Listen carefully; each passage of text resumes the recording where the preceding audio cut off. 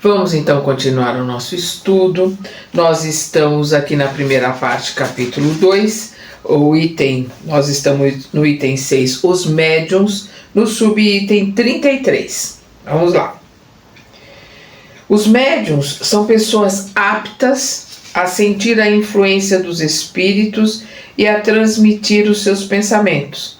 Portanto, toda pessoa que sente num grau qualquer a influência dos espíritos é considerada médium.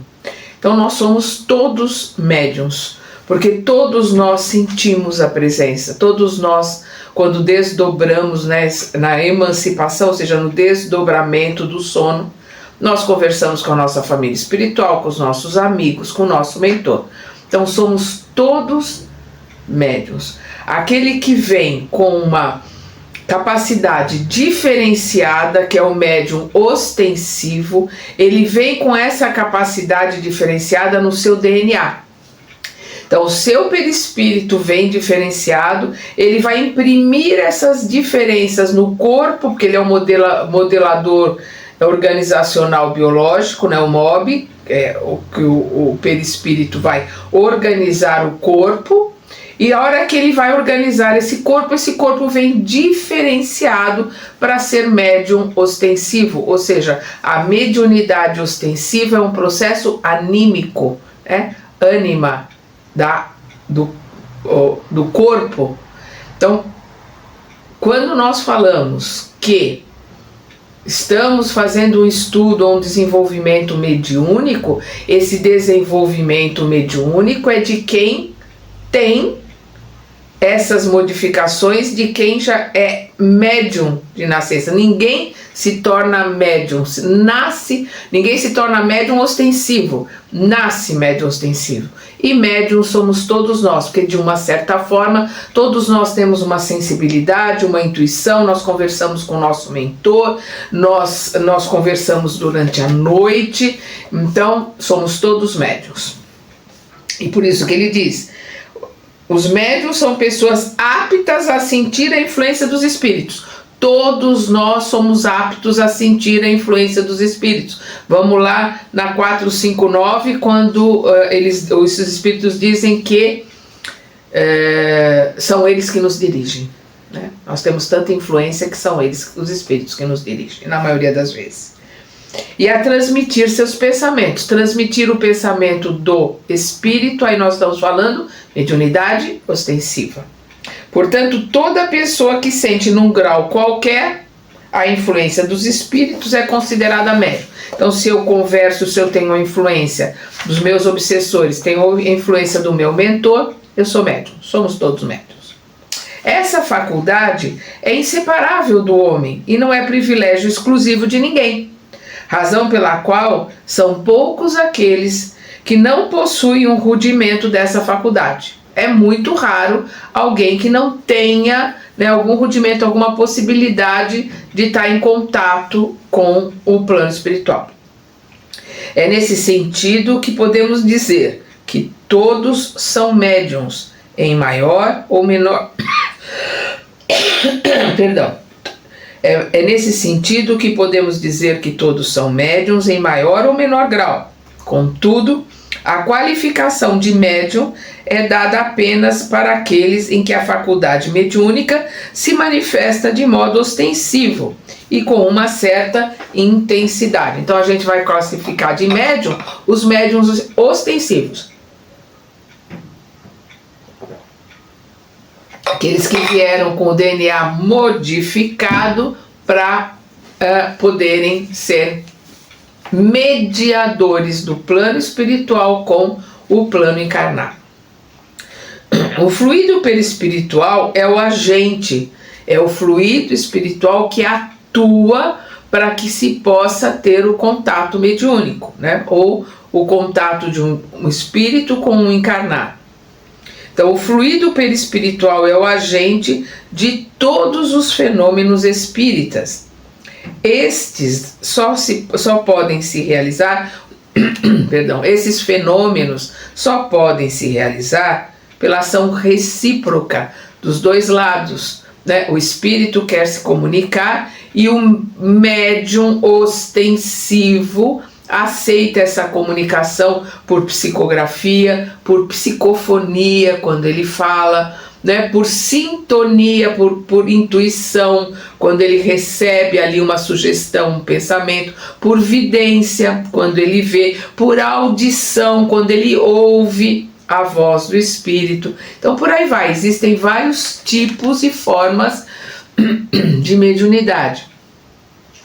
Tem médiuns que tem uma só, tem médiuns que tem duas, tem médiuns que tem 10, né? Nós vamos ver que o Chico Xavier, ele tinha todo tipo de mediunidade.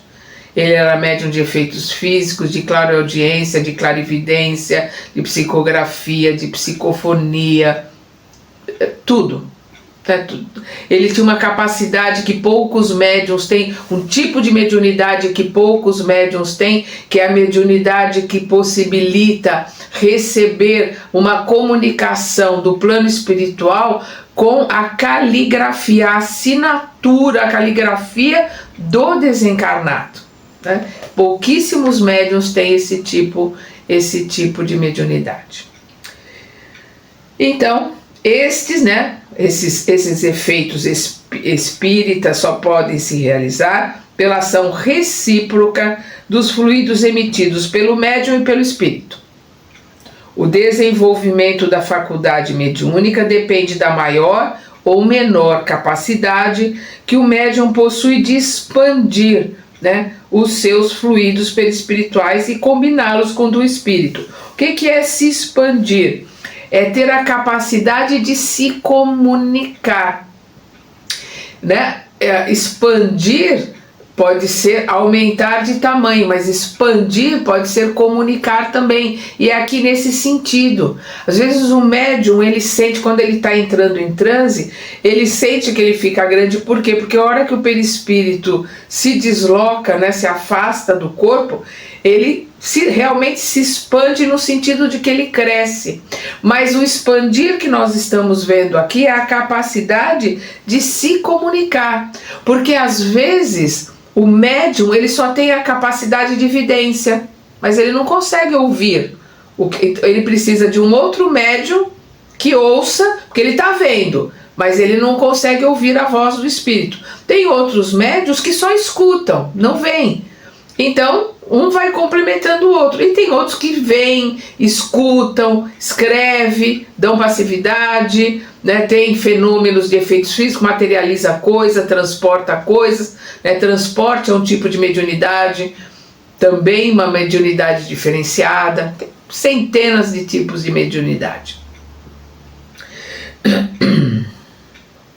Então, o desenvolvimento da faculdade mediúnica depende da maior ou menor capacidade que o médium possui de expandir os seus fluidos perispirituais e combiná-los com o do espírito, né? Sua capacidade de comunicação e combinar com o do espírito, porque se a comunicação que ele pode dar é só psicografia, o espírito vai ali se utilizar, às vezes mecanicamente, né, da mão do médium, como se fosse um lápis. De outras formas, ele vai usar a mão, mas ele vai, através da intuição, dizer o que o médium vai escrever. E por aí vai. Portanto, a faculdade mediúnica depende do organismo, né, do corpo físico, e pode ser desenvolvida quando o princípio existe, né? Quando existe essa capacidade no corpo do médium.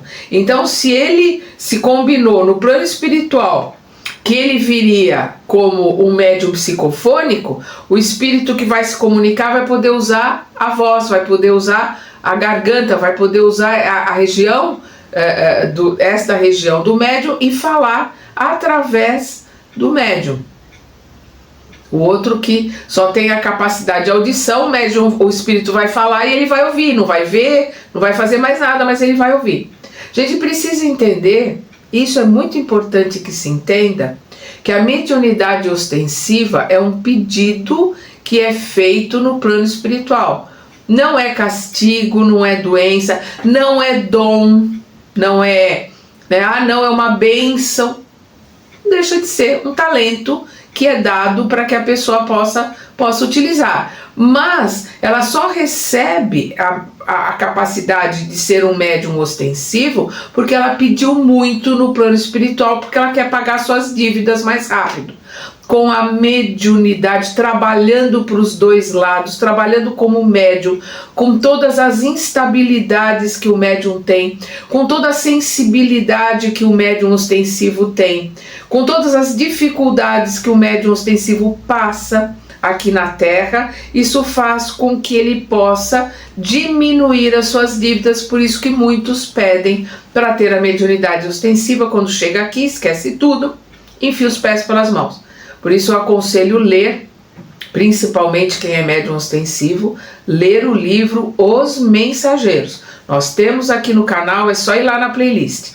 O mensageiro é o médium ostensivo. Ele vem trazer as mensagens do plano espiritual. E ali nós vamos ver as dificuldades que os médiuns ostensivos passam por negligência, por preguiça, por esquecimento, que esquece o que combinou, né? Aí chega aqui, não quer mais, aí eu quero que vai no centro, não, tira isso de mim, porque isso é um dom, mas eu não quero. Não é assim, as coisas não funcionam desse jeito. Se nós acertamos um contrato de trabalho no plano espiritual, de trabalhar X tempo com uma determinada mediunidade ostensiva, ou com vários tipos de mediunidade ostensiva, tem que cumprir o contrato de trabalho que fez antes de encarnar. Portanto, a faculdade mediúnica depende do organismo, né, do corpo físico, e pode ser desenvolvida quando o princípio existe, a expansibilidade do perispírito, ou seja, a capacidade do perispírito de realizar este ou aquele tipo de comunicação.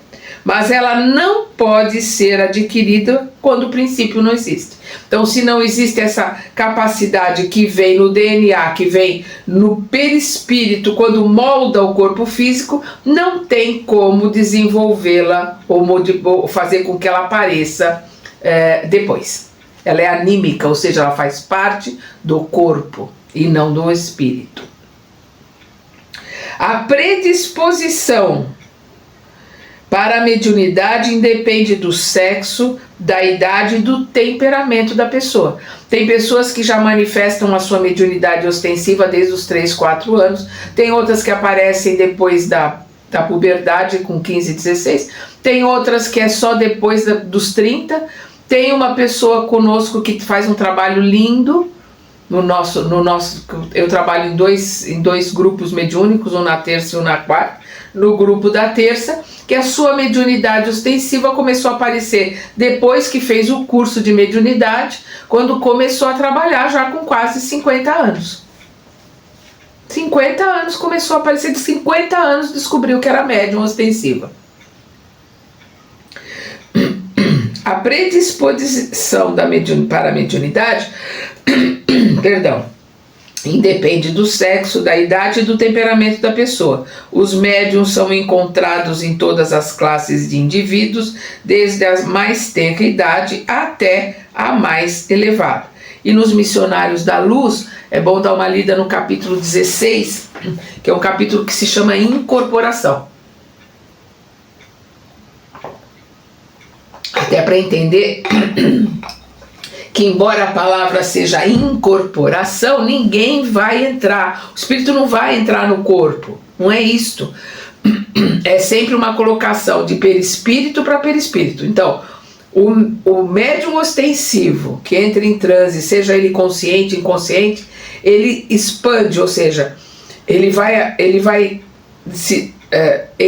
o entrar em transe é sair do corpo, e quando sai do corpo tem essa emancipação, esse desdobramento.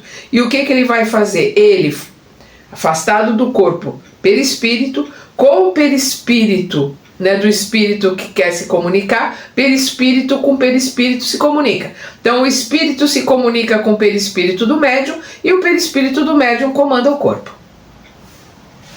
E o médium, né, vai, através da sua mente, mesmo que ele seja inconsciente, é ele que comanda, é ele que não vai permitir que determinadas coisas sejam feitas.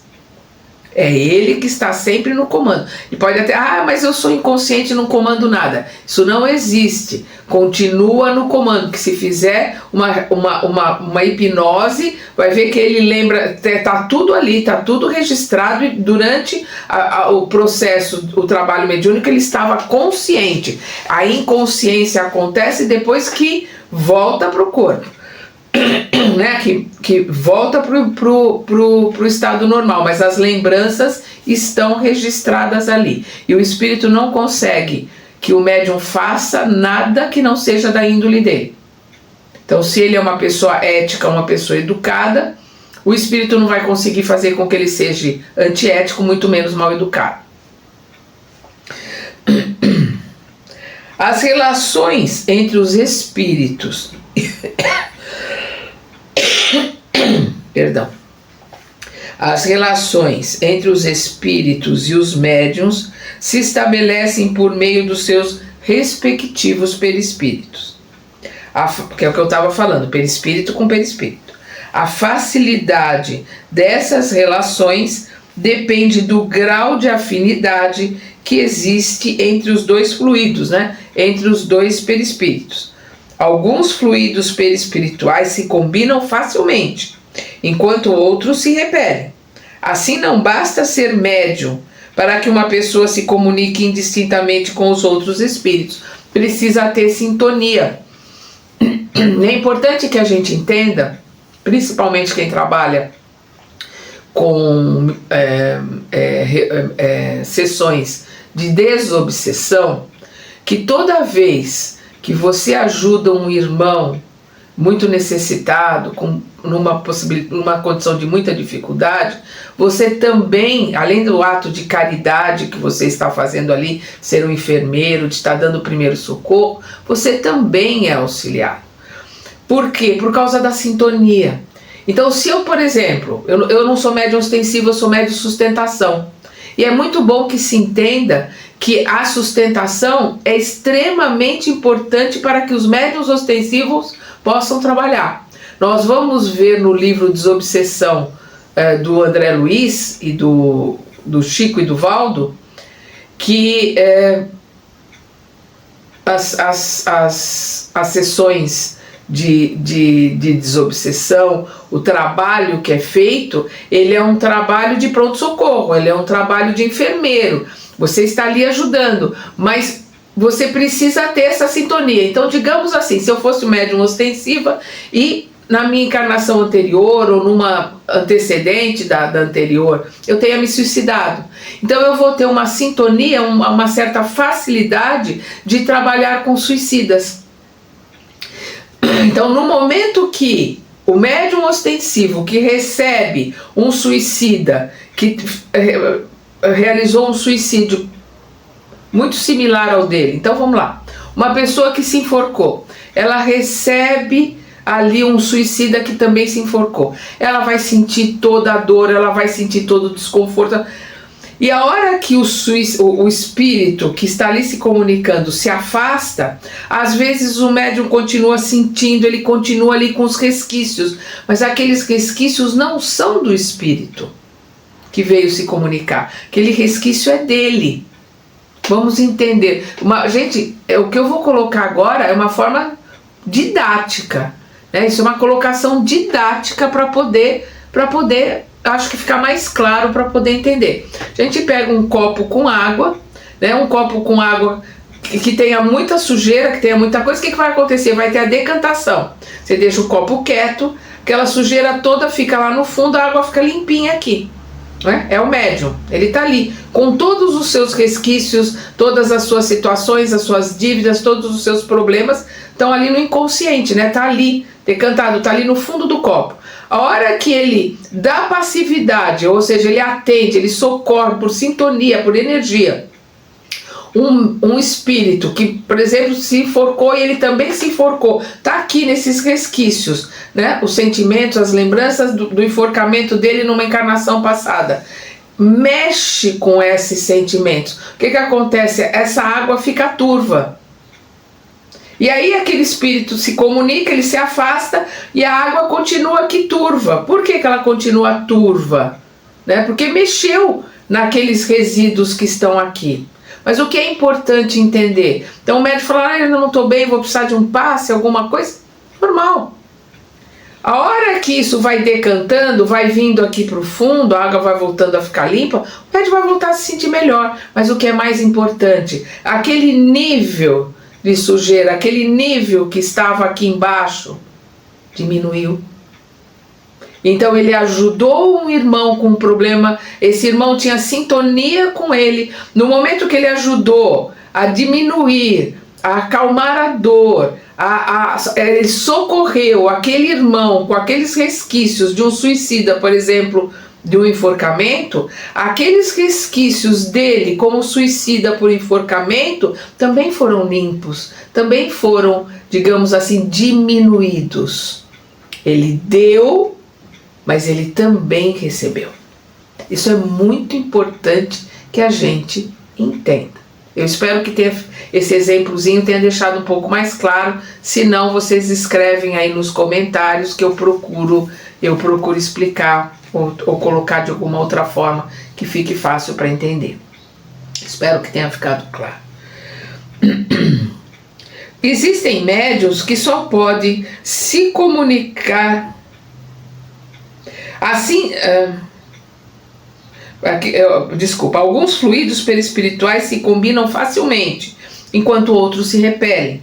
Assim, não basta ser médium para que uma pessoa se comunique indistintamente com todos os espíritos. Não basta, nem consegue. Ele vai se comunicar com determinados espíritos por sintonia. Existem médiuns que só podem se comunicar com certos espíritos ou com espíritos de determinadas categorias. Outros médiuns só podem se comunicar pela transmissão do pensamento, que é a sintonia mental, né? É a intuição, sem qualquer manifestação exterior.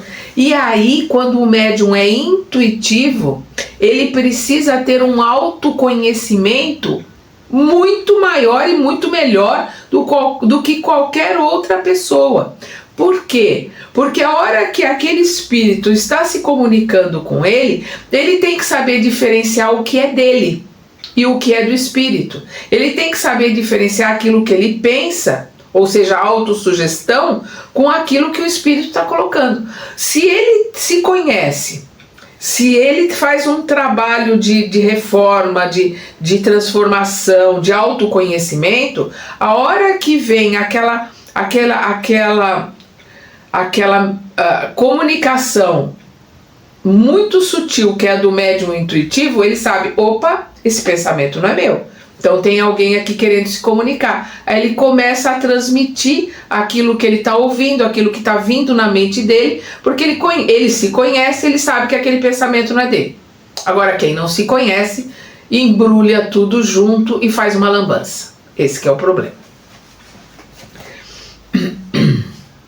Pela assimilação dos fluidos perispirituais, o espírito se identifica, por assim dizer, com a pessoa que ele deseja influenciar. E aqui eu coloco para quem quer se aprofundar mais no assunto, quem não leu, leia, quem leu, releia no livro dos médiuns, a parte que vai falar sobre os processos e os vários tipos de mediunidade. Então, pela assimilação dos fluidos, nós temos aqui no canal o Livro dos Médiuns, pela assimilação dos fluidos perispirituais, o espírito se identifica, por assim dizer, com a pessoa que ele deseja influenciar. Por isso que a gente coloca a obsessão, tem que ter sintonia. Porque o meu obsessor, ele pode estar aqui querendo que eu me jogue no chão, querendo me colocar medo, querendo me assustar. Mas se eu não tiver sintonia com ele, se a minha vibração, a minha energia não tiver sintonia com ele, ele vai ficar querendo. Ele vai ficar aqui e vai ficar querendo, não vai conseguir nada. Por quê? Porque nós estamos em vibrações diferentes. No momento que, no caso do obsessor, eu baixo a minha vibração por raiva, por mágoa, por qualquer coisa que aconteça, uma coisa que me irrite, aí eu dou acesso a ele. Por quê? Porque eu baixei a vibração, eu entro em sintonia com a vibração baixa dele, aí eu dou acesso a ele. Então, qualquer tipo de obsessão, ela sempre é um processo de sintonia, de similaridade entre os dois, obsessor e obsediado. Não apenas, né, lhe transmite seu pensamento, como também pode exercer sobre ela, né, sobre a pessoa que ele quer influenciar, uma influência física, fazendo-a agir ou falar segundo a sua vontade, obrigá-la a dizer o que ele, né, espírito, quer, servindo-se para isso dos órgãos do médium como se fossem os seus próprios órgãos, comandando o corpo do médium. Isso se chama subjugação. A hora que o comando, ele comanda a mente do médium com tanta facilidade que o médium, o obsediado, aí no caso, é um processo mediúnico, né? O obsediado está ali sendo subjugado.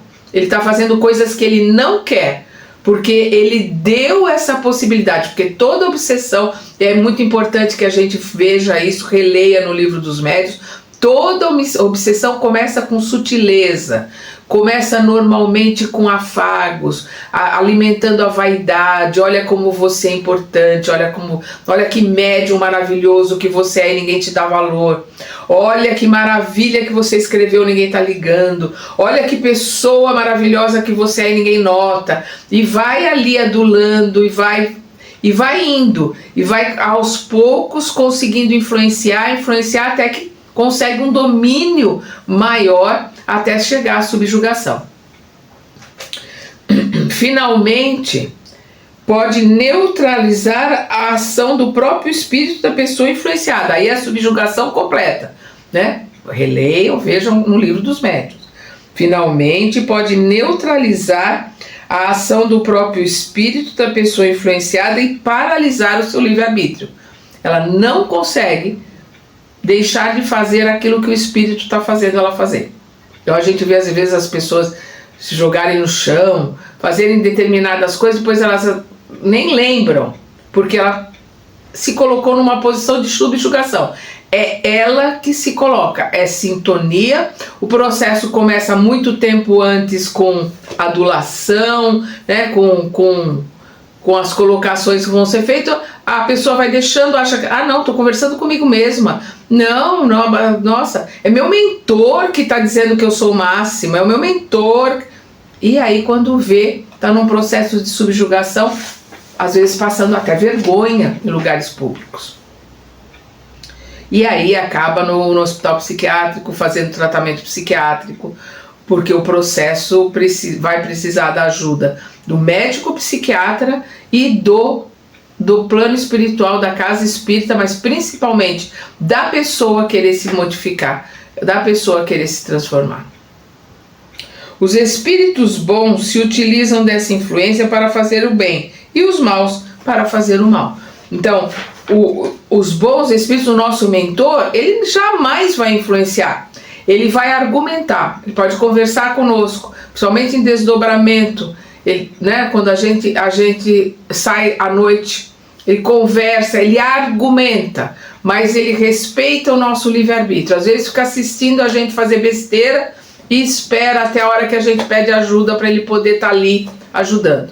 Que também é outra colocação. Os obsessores não esperam nada, não querem saber de nada, eles invadem, não querem saber do nosso livre-arbítrio, eles vão tentar dominar. O mentor vai respeitar o nosso livre-arbítrio e vai esperar a gente pedir ajuda. Tem uma palestra do Divaldo interessante que ele coloca que ele ficou doente, estava num processo que não estava nada bem. E aí, quando ele melhorou, ele estava ali conversando, a Joana veio e ele falou: puxa, eu fiquei doente, eu estava com tantos problemas, a senhora não apareceu nenhuma vez para me ajudar. A Joana respondeu para ele: você não pediu, em momento algum você pediu. Então, o livre-arbítrio é respeitado pelos espíritos que têm conhecimento, pelos bons espíritos. Por quê? Porque o livre-arbítrio é um atributo que nós temos de Deus, e Deus respeita o nosso livre-arbítrio. Nós, por ignorância, por petulância, por orgulho e por vaidade, é que não respeitamos o livre-arbítrio das outras pessoas, de marido, esposa, filho, neto, aluno. Nós somos obsessores. Quantas mães são obsessoras de filhos? Quantos homens ou mulheres são obsessores de marido e de esposa? Porque não respeita o livre-arbítrio do outro. Agora, um espírito com mais conhecimento, um espírito um pouco mais elevado, vai sim respeitar o livre-arbítrio. Vamos lembrar Jesus, quando o cego de Jericó, ele chega para ele: ó filho de Davi, me ajuda. Jesus pergunta: que queres tu que eu faça? Ele tinha que pedir. É o livre-arbítrio. Ele podia chegar: Senhor, eu quero tal coisa. E ele coloca: eu quero enxergar, eu quero ver. Nós precisamos estudar. E estudar, né, com lupa, pegando o espírito da letra, para que a gente possa entender, para que a gente possa realmente fazer um bom trabalho, para não sair falando besteira, que eu escuto muita besteira às vezes. Dentro do centro espírita, a pessoa ouviu o galo cantar não sei aonde, ela sai repetindo um monte de bobagem. É muito importante que a gente estude. Como disse Jesus: busqueis a verdade vos libertará. Os espíritos podem se manifestar de muitas maneiras, mas só podem fazê-lo quando encontram uma pessoa capaz de receber e transmitir impressões desse ou daquele tipo, de acordo com as aptidões que possua, ou seja, dentro da mediunidade que ela possui. Não adianta o espírito querer falar através de um médium que só consegue fazer psicografia. Porque o médium pode ser até psicofônico e psicográfico, sem problema nenhum. Mas tem médiums que são só psicofônicos, tem outros que são só psicográficos. Então o espírito vai se comunicar dentro da capacidade que aquele médium tem para dar a comunicação. Então, eu vou falar através do João. João é psicógrafo, eu tenho que preparar o texto para escrever lá. Eu vou me comunicar através de Maria. A Maria é psicofônica, então eu tenho que falar através dela. Vamos lembrar que na época do Kardec todas as comunicações, as perguntas eram feitas por escrito e as respostas vinham por escrito. Por quê? Motivos óbvios. Não tinha gravador. Como é que eles iam lembrar? Então, na hora que o espírito escrevia, eles tinham como ler, reler, estudar.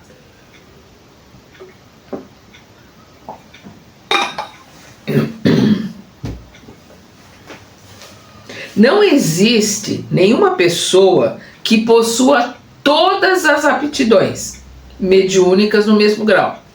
A pessoa pode ter várias, como eu falei do Chico, que tinha várias. O Divaldo Franco também tinha várias.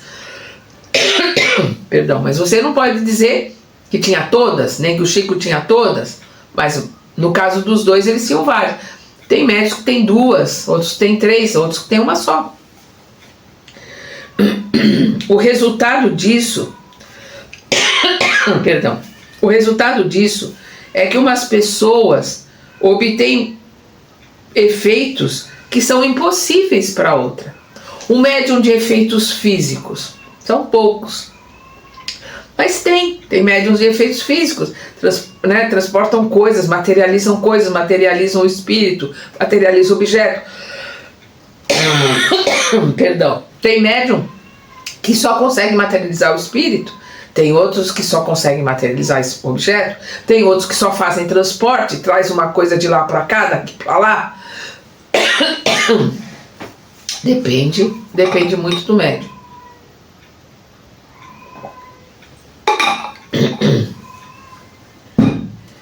Essa diversidade de aptidões, e tem um livro maravilhoso que é a Diversidade dos Carismas,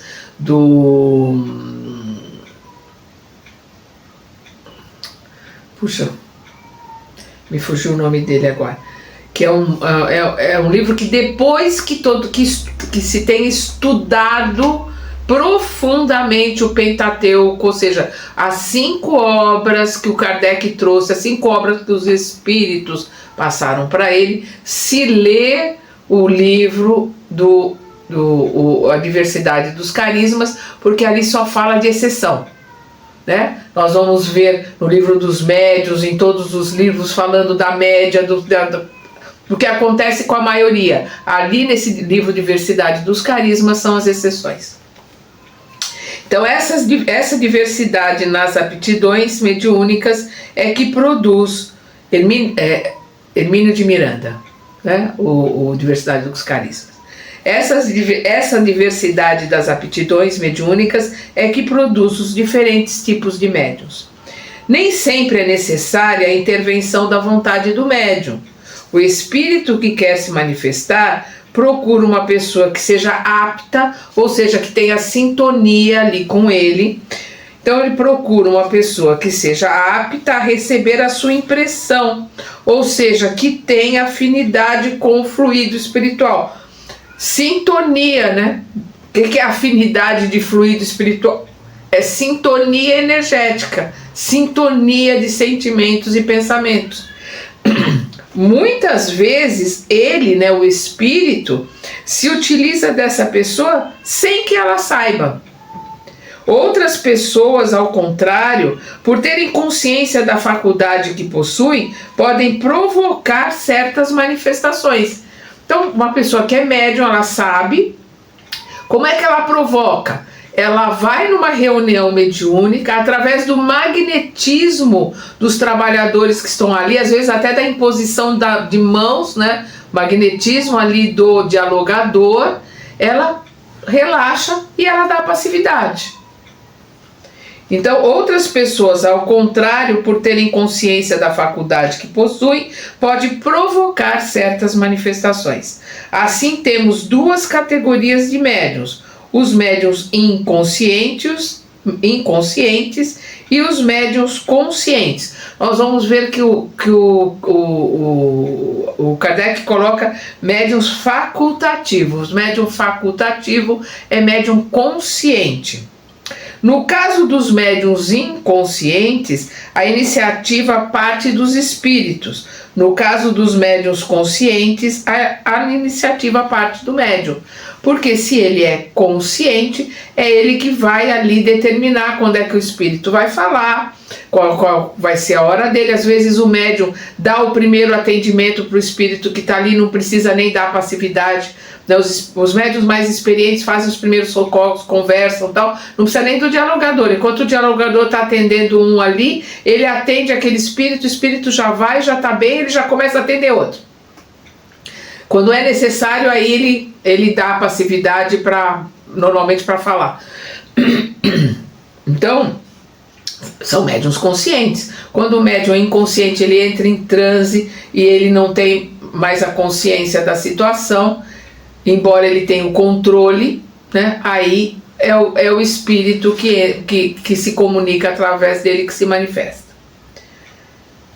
Os médiuns conscientes, né, o médium facultativo, como fala o Kardec, né, os médiuns conscientes apenas são encontrados entre as pessoas que possuem algum conhecimento de como fazer para se comunicar com os espíritos. Por isso, eles podem utilizar a sua faculdade de acordo com a sua vontade. Por quê? Porque o consciente, ele escuta, né? Ele sente as emoções do espírito que está ali, ele escuta o que ele está falando e ele repete, né? O espírito que está aqui está dizendo tal coisa, ele está sentindo isso, ele está sentindo aquilo, está doendo o braço, está doendo a perna. O espírito que está aqui está dizendo que não enxerga. E aí ele vai colocando aquilo que ele é consciente, ele está percebendo, ele está vendo, ele está ouvindo, ele está sentindo. Os médiuns inconscientes, ao contrário, são encontrados entre aqueles que não têm o menor conhecimento do espiritismo nem dos espíritos, nem sempre. Você tem médiuns inconscientes que trabalham, que sabem que são inconscientes, que se preparam, mas você tem médiuns inconscientes que não sabem que são médiuns, principalmente em outras religiões que não acreditam no espírito ou que dão outros nomes. Aí você vê manifestações nos templos, nas igrejas, em outros lugares. Você está vendo que é uma manifestação espiritual, você está vendo que aquele trabalhador daquela casa seja uma sinagoga, um templo budista, uma igreja católica, uma igreja protestante. Ele está lhe dando passividade para um espírito, e cada igreja ou cada religião vai dar um nome diferente para esse tipo de acontecimento. São encontrados também entre os mais incrédulos e servem de instrumento aos espíritos sem o saberem e sem o quererem, né? E aí nós vamos ver uma questão que acontece muito e que tem um tabu dentro das casas espíritas, que é a questão do animismo. O que é o animismo? O animismo é quando o médium, ele pura e simplesmente está ali transmitindo uma identidade, uma identidade dele de uma vida passada. Ele não tem consciência disso. Quantas vezes eu já vi processos anímicos em reunião mediúnica e a gente que está percebendo que aquilo é animismo tem que ficar quieto, não pode falar nada. Por quê? Porque primeiro o médium tem que se tratar, para depois ele começar a ajudar os espíritos. Nós não estamos falando de mistificação. O que é a mistificação? É a mentira. Uma coisa é a pessoa de falar assim, eu vou dizer que é o João, vou fingir aqui que é o João, todo mundo vai pensar que eu estou recebendo o João, eu vou falar isso e isso. Isso é mistificação, isso é mentira. Mas o médium que está vendo ali uma mulher vestida, ou que está ouvindo, ou que está vendo um acontecimento, que está percebendo alguma coisa, e ele vai dando passividade, vai falando que o espírito vai reproduzindo, quem tem mais conhecimento, ou quem é vidente, vai chegar e vai falar, mas não tem nenhum espírito aí, não tem nenhum espírito do lado, não tem nenhum espírito perto, não tem nenhum espírito aí. Então é um processo anímico. Por quê? Porque ele está tratando a ele mesmo. Ele está trazendo, às vezes, uma vivência de várias e várias encarnações passadas que está ali incomodando. É uma situação que ele precisa resolver. Então o médium às vezes tem várias sessões que ele está trabalhando, principalmente quando ele está começando, logo depois que termina o curso de mediunidade, ele está começando. Então ele tem vários processos que são anímicos, então ele sempre recebe aquele tipo de espírito, ou aquele mesmo espírito que vai falando, que vai colocando, que é ele sendo tratando dele mesmo numa vivência passada. Ele não tem como saber isso. A hora que aquilo resolve, que se tranquiliza, o médium começa a trabalhar. E às vezes depois de bastante tempo você pode chegar. Eu já cheguei para uma trabalhadora querida, falei, olha, você lembra que você estava sempre no Egito, você estava sempre falando daquele templo, você estava sempre falando daquela pessoa, você estava sempre recebendo aquilo, você falava, o egípcio veio hoje, o egípcio veio hoje. Era um processo anímico. Era você se tratando de uma encarnação que você viveu pelo jeito que você viveu lá no Egito, você estava tratando daquilo. Porque depois passou, o egípcio não veio mais, ela continuou o trabalho forte, entendendo, conhecendo a sua mediunidade. Depois que ela conhecia bem, estudando bastante, depois de vários estudos aprofundados, aí se podia chegar para ela e dizer, olha, naquela época a gente sentia, a gente via que era um processo anímico, mas o animismo é normal, natural, acontece com todos os médiuns, principalmente quando ele está começando. Não pode confundir animismo com mistificação, com mentira.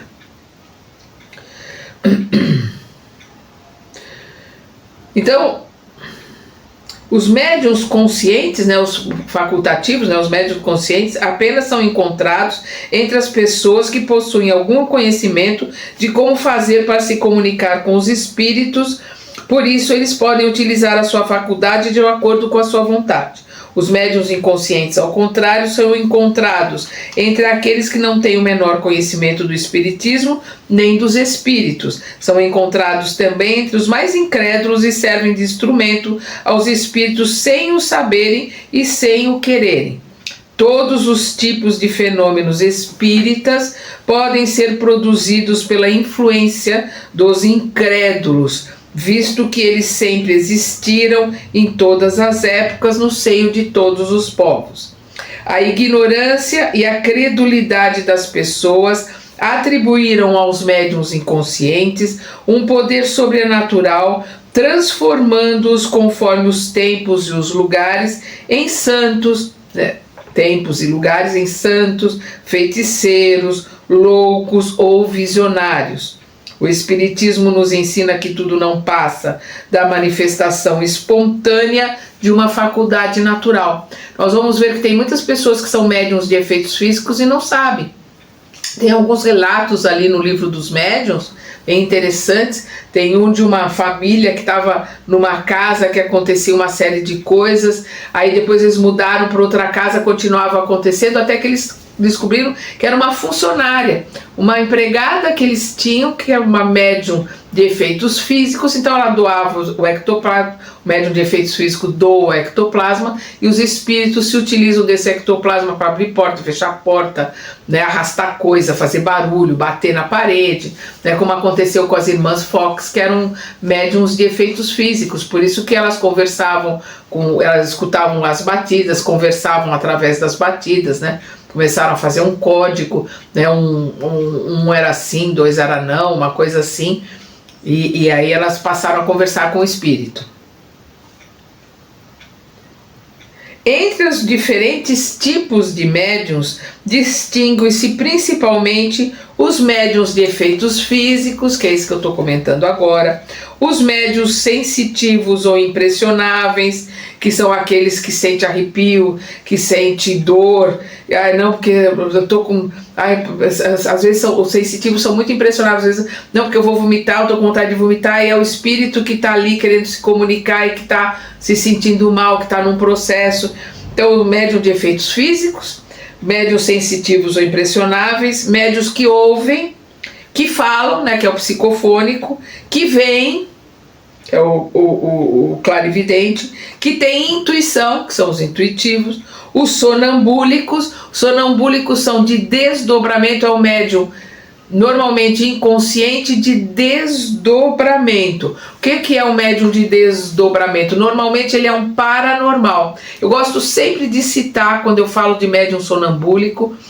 Por quê? Porque a gente está falando de um tipo de mediunidade muito rara. Normalmente, quando você ouve nos livros antigos sobre médium sonambúlico, ele está falando do médium inconsciente, mas quando o Kardec, no livro dos médiuns, fala sobre o médium sonambúlico, e aqui também ele vai falar sobre isso, é um tipo diferenciado de médium de desdobramento que é paranormal. Ele é paranormal e médium. Então eu gosto de citar sempre o caso que tem ali no livro dos médiuns, de um rapaz que ele se desdobra, ele sai do, né, ele se desdobra e ele vê as pessoas por dentro. Isso é paranormalidade. Não é o espírito que diz para ele que a pessoa está com um tumor aqui ou está com uma doença ali. É ele que, em transe, ele vê. Então isso é dele, é anímico, então isso é paranormalidade. E aí a pessoa pergunta para ele, mas o que eu faço? Ele fala, eu não sei, mas tem um médico aqui, que diz para você fazer isso, isso e isso, o médico fulano de tal. Aí já passa a ser mediunidade. Por quê? Porque ele está conversando com o espírito. Aí o espírito dizia o que a pessoa tinha que fazer.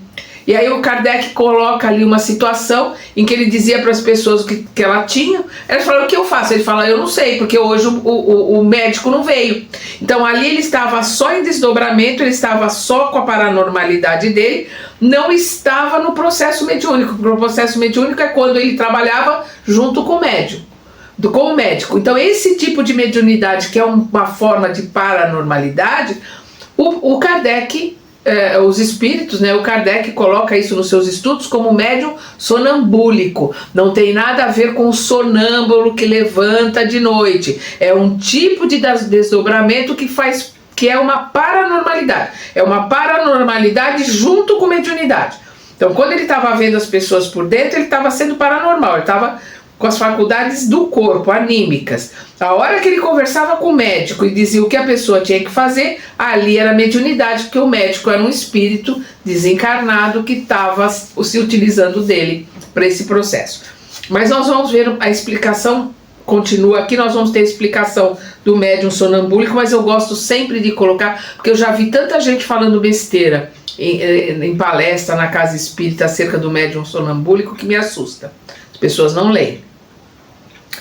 Os médiuns curadores, porque é uma forma de médium de efeito físico, porque o que é uma cura? É transformar uma célula malsã, uma célula doente, numa célula sã. Então isso é mediunidade de cura, isso é mediunidade de efeitos físicos, porque esse é um processo de efeito físico. Então, médiuns curadores, os que escrevem, né, que são os psicógrafos ou psicografam. Aqui teremos apenas, aqui trataremos apenas dos tipos mais relevantes de médiuns, né, os mais comuns. Para detalhes mais complexos, recomendamos a leitura do livro dos médiuns. E o livro dos médiuns nós temos aqui no canal, é só ir lá na playlist. E aqui ele começa a falar de vários tipos de mediunidade. Como nós estamos chegando aqui mais ou menos no nosso horário, aqui vai começar com médiuns de efeitos físicos, tem bastante coisa para falar. Vamos parar aqui no subitem 40, e no nosso próximo estudo nós continuamos a partir daqui. Até lá!